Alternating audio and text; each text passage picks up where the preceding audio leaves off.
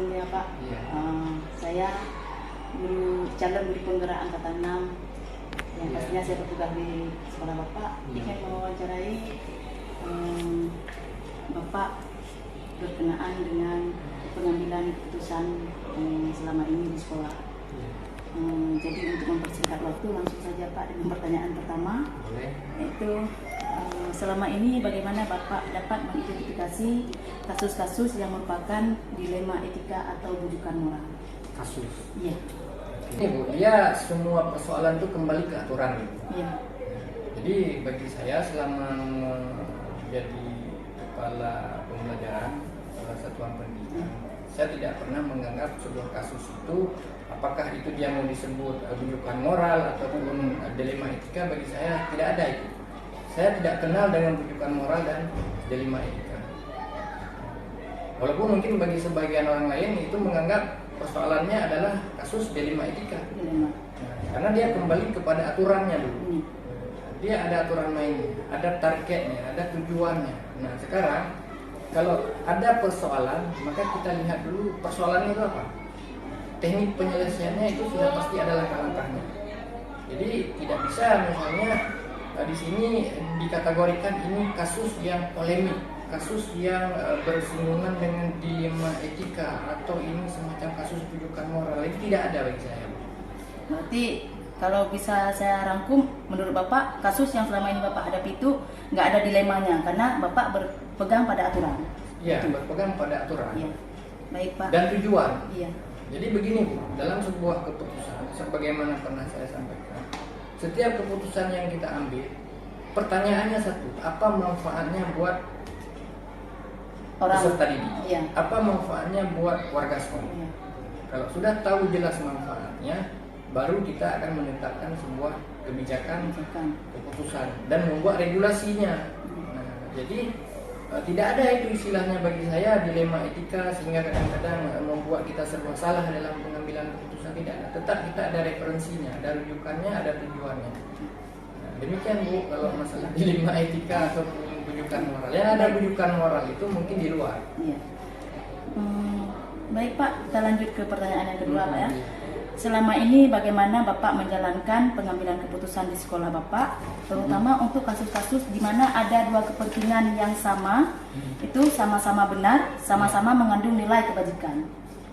Kalau dia dua buah kasus, dua buah hal, dua buah program, dua buah keadaan yang dia sama-sama benar, sama-sama mengandung nilai kebajikan, maka kita cari dulu bedanya di mana. Iya.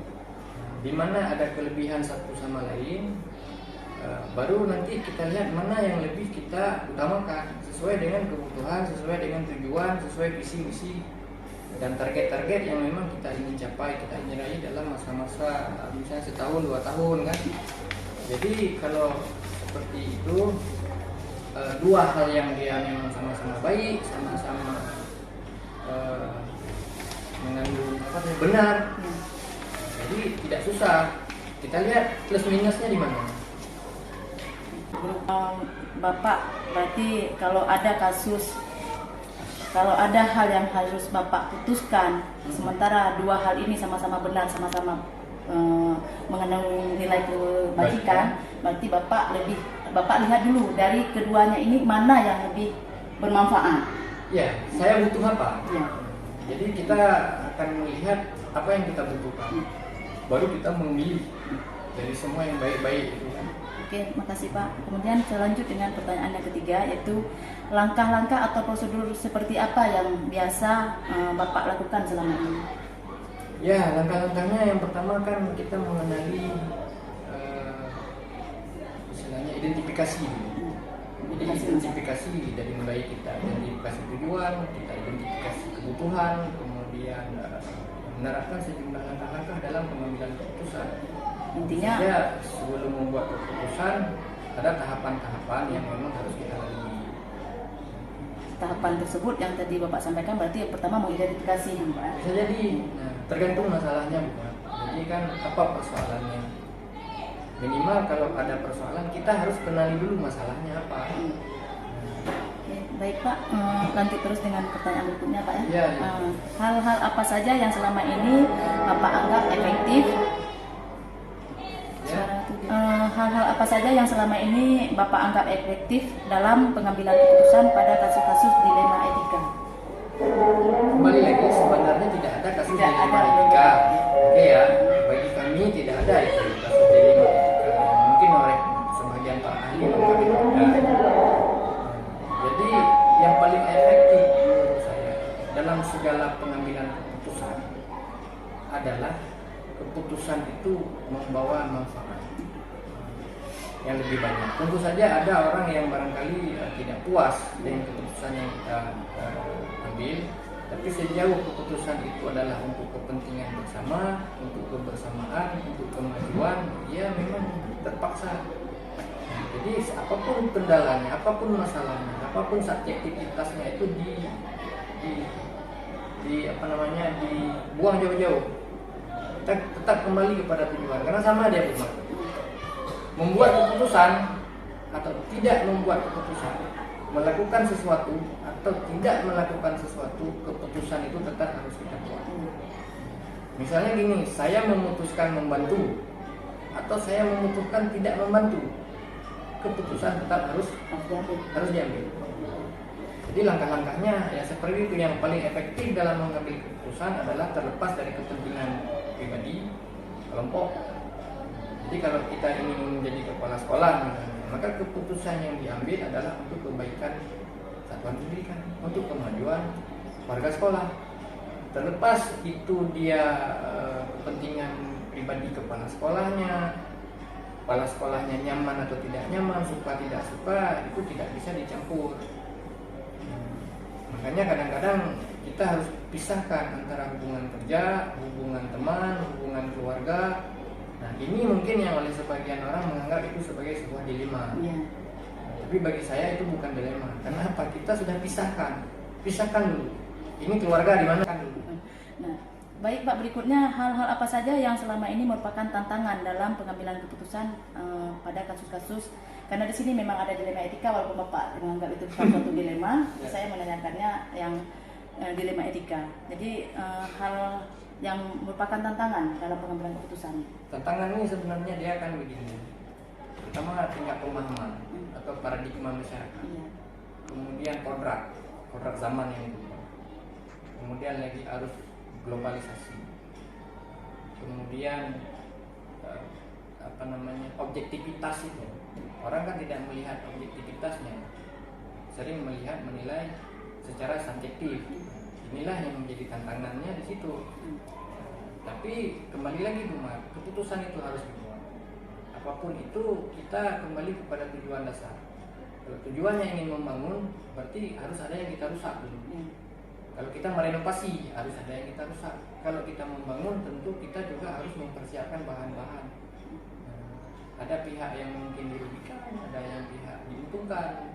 Tapi sejauh itu positif, ambil. Jadi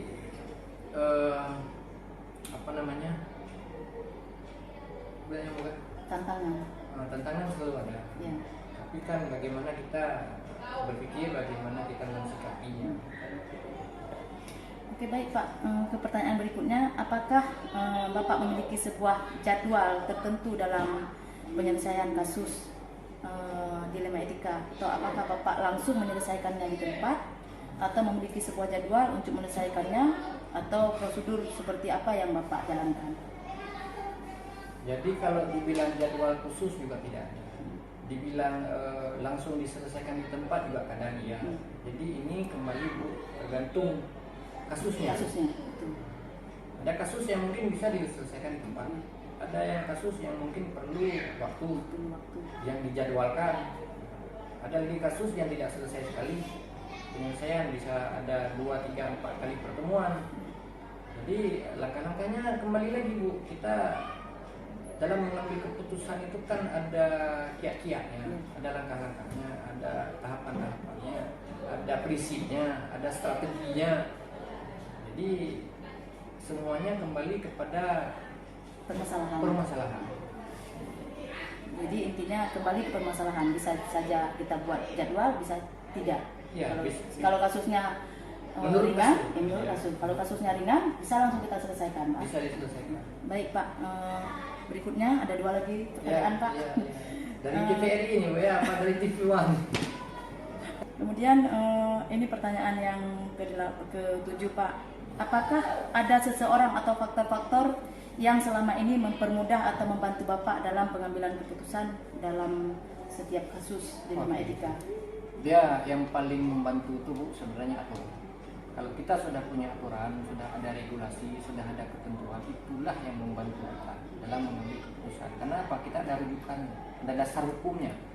Nah, namun demikian juga kita tetap membutuhkan saran pendapat, butuh azas musyawarah dan mufakat. Walaupun sudah ada ketentuan, sudah ada regulasi, sudah ada aturan, nah, tapi kan kadang-kadang kita sebagai makhluk sosial ini juga mempertimbangkan beberapa hal di luar aturan tadi.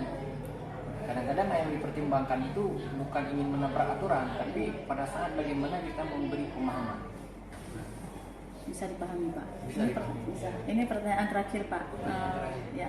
Dari semua hal yang telah disampaikan, pembelajaran apa yang dapat Bapak petik dari pengalaman Bapak dalam pengambilan keputusan dilema etika? Tetap dengan dilema etika.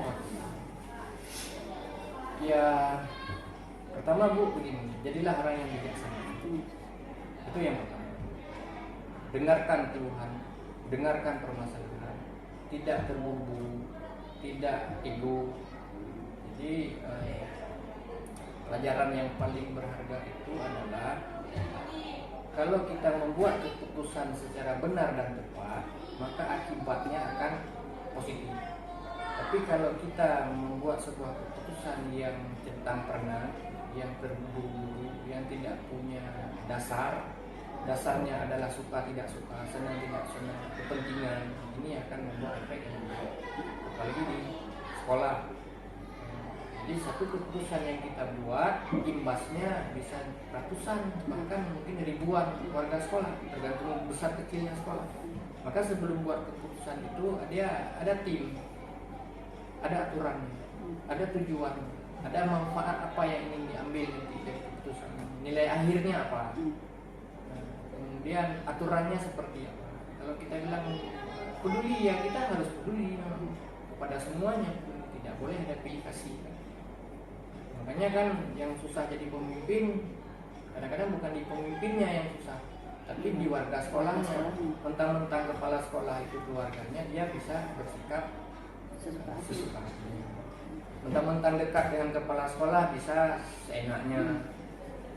Ini yang susahnya, susah menempatkan sesuatu pada tempatnya. Itulah yang sebetulnya dikatakan dengan dilema. Walaupun Ya, Bapak boleh. mengatakan itu tidak dilema. Cuman itulah bukan Ya. pemahaman. Ya. Saya sebenarnya paham. Paham. Saya ngerti dan saya mengakui ada itu dilema etika. Nah, cuma bagaimana kita menyikapi. Itu saja, Bu. Yang paling penting kalau jadi pemimpin yang bijaksana. Kemudian kalau ada permasalahan jangan dengar sebelah pihak, cek kebenarannya,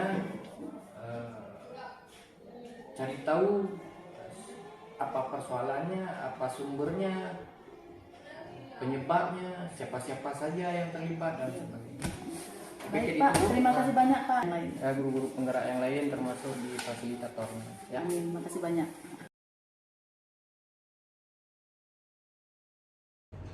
Assalamualaikum, Pak. Assalamualaikum. Mohon maaf sebelumnya, Pak. Saya cadang guru penggerak angkatan 6 Kota Sabang. Dalam hal ini saya meminta Bapak untuk melakukan wawancara terkait dengan pengambilan keputusan yang Bapak lakukan selama ini di sekolah Bapak. Langsung saja, Pak, ya, ke pertanyaannya. Yang ini, selama ini bagaimana Bapak dapat mengidentifikasi kasus-kasus yang merupakan dilema etika atau rujukan moral? Di setiap sekolah itu ada prosedurnya, kemudian ada guru yang di bidang BK. Nah, dalam mengidentifikasi itu tentu dimulai dari guru wali kelas ataupun dari guru mapel, kemudian baru ke dalam guru BK, yang ke tingkat OSIS, dan baru ke dalam tingkat keputusan yang terakhir berdasarkan tahapan. Ya. Kemudian selama ini bagaimana Bapak menjalankan pengambilan keputusan di sekolah Bapak, terutama untuk kasus-kasus di mana ada dua kepentingan yang sama, yaitu misalnya sama-sama benar, kemudian sama-sama mengandung nilai kebajikan. Karena ini sekolah kan lembaga atau institusi moral, ya, karena dalam karakter tentu kita memiliki ajuan ataupun ada tip sekolah misalnya seperti itu. Di setiap keputusan kita harus berlandaskan dulu aturan sekolah. Setelah melihat aturan, kemudian kita melihat kebijakan atau hal lain yang kita usahakan bisa diterima atau tidak merugikan pada si pelaku ataupun baik siswa ataupun guru seperti itu. Kemudian langkah-langkah atau prosedur seperti apa yang biasa Bapak lakukan selama ini? Anak sekolah ini ada strukturnya sendiri, ya. Itu ada wakil, kemudian ada wakil bidang kurikulum, bidang OSIS. Itu tergantung permasalahannya, tergantung kasus. Nah, kalau kasus ini menyangkut dengan kedisiplinan, mungkin kita memanggil wakil, ya. Kalau menyangkut dengan berhubungan dengan orang tua, mungkin kita memanggil komite untuk memberikan atau meminta tanggapan atau saran, dan bisa jadi dengan guru BK itu sendiri, seperti itu. Berarti melibatkan orang-orang Ya. tertentu, Pak. Oke, baik. Hal-hal apa saja yang selama ini Bapak anggap efektif dalam pengambilan keputusan pada kasus dilema etika? Yang efektif, kita mengusahakan meminimalisir. Yang pertama, tujuan daripada untuk membuat sebuah keputusan adalah yang pertama sekali menjadikan pembelajaran, itu tujuannya, dan juga menjadi pelajaran bagi yang lain, gitu ya. Jadi bukan hukum, artinya sehingga di situ kita melihat suatu kebijakan atau kebajikan atau hal yang lain yang pada intinya adalah setiap kasus itu meminimalisirkan supaya ketidakpuasannya itu. Kita mengharapkan walaupun setiap kasus itu pasti ada yang pihak yang tidak menerima, jadi kita meminimalisirkan. Oleh karena itu kita melibatkan semua unsur yang ada di sekolah. Kenapa? Karena setiap guru ini pasti ada catatan-catatannya, sehingga memberi masukan-masukan kepada kita, sehingga waktu kita mengambil keputusan itu diterima dan juga menjadi pembelajaran bagi siswa ataupun bagi yang lain yang melanggar aturan ataupun pada kasus tersebut. Intinya kita mengambil keputusan itu tidak menjadi sebuah hukuman, Pak, ya. Menjadi sebuah pelajaran, saya. Baik, Pak. Hal-hal apa saja yang selama ini yang merupakan tantangan dalam mengambil keputusan pada kasus dilema etika, Pak? Tantangan yang pertama sekali ketika dokumennya kurang. Saya ada kasus-kasus terutama dengan siswa, itu dokumen tentang siswa itu masih kurang. Kehadiran dia, mungkin nilai dia, jurnal dia, kan, kelakuan. Di waktu kita mengambil kesimpulan, bila kita tidak mengacu pada dokumen, nanti setelah mengambil keputusan, nanti baru ada suara-suara dari guru ataupun hal yang tidak diinginkan, bahwa ini baik, ada ini, tapi dokumennya yang kurang. Itu yang kita perbaiki, dokumen. Itu jadi tantangan. Nah, ya? dokumennya kita harus melengkapi.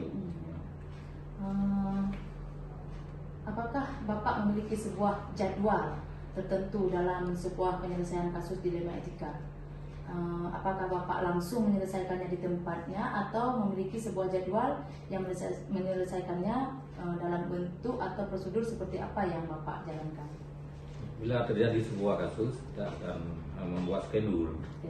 Kita panggil dulu TU untuk membuat sebuah schedule bahwa pada hari ini kita ada pertemuan dengan ini, kemudian pada pengambilan keputusan itu ada jadwal berarti, Pak? Ya, Nggak langsung enggak. Ada kasus langsung kita tangani, Pak, ya? Karena dia kan teragenda ya, Iya. dan teragenda karena apa yang kita ambil ini adalah dia tertulis, kemudian ada penanganan pernyataan pihak, ada agenda dalam surat keluar sekolah seperti itu. dan menjadi semua sekolah dapat di dokumen, dapat semua warga sekolah. Ya. Kemudian adakah seseorang atau faktor-faktor yang selama ini mempermudah atau membantu Bapak dalam mengambil keputusan dalam kasus-kasus di dalam etika? Ya, kalau di sekolah seperti ini kan ada strukturnya, jadi kita tidak mungkin bekerja sendiri Ya. dengan wakil nama dan juga wakil bidang kesiswaan ataupun bidang kurikulum. Jadi kita lihat kasusnya menjurus kemana ya. Dan juga mungkin kalau dengan orang tua kita akan memanggil komite untuk komite. Berarti ada orang lain yang membantu dalam Ya, mengambil jadi keputusan. tidak ada kita mengambil keputusan sendiri karena nanti yang kalau kita mengambil sendiri nanti kesepakatan kita sebut dalam surat ini hasil musyawarah, ini hasil ini dari Dewan Guru atau dari wakil atau beberapa yang menandatangani pernyataan ataupun surat yang kita beritahukan kepada yang terjadi kasus tersebut yang dengan siswa. Baik Pak, ini pertanyaan terakhir Pak. Dari semua hal yang telah disampaikan, pembelajaran apa yang dapat Bapak petik dari pengalaman Bapak dalam mengambil keputusan dilema etika? Memang sangat sulit. Ini kan makanya menjadi seorang pemimpin itu akan setiap pemimpin ada dipertanggungjawabkan. Jadi makanya karena juga setiap kita mengambil sebuah keputusan itu kan menjadi mungkin bumerang ataupun menjadi yang beban bagi orang yang lain. Jadi mengharapkan apa yang kita ambil keputusan ini seperti yang sudah kita katakan tadi adalah menjadi pembelajaran, bukan menjadi hukuman. Itu yang kuncinya di situ. Karena setiap sanksi yang kita berikan ataupun dalam penyelesaian masalah, karena dia sudah melanggar aturan, kita mengharapkan lebih baik ke depan. Jadi kita menjadikan apa yang kita putuskan itu bisa jadi orang tersebut berubah. Berubah. Nah, itu berarti tidak bukan untuk menjudgment ataupun memberi dia tekanan-tekanan, bukan itu tujuannya. Sangat baik Pak. Keputusan penjelasan dari Bapak mungkin hanya ini yang ingin saya tanyakan. Saya ucapkan ribuan terima kasih Pak. Ya, sama-sama.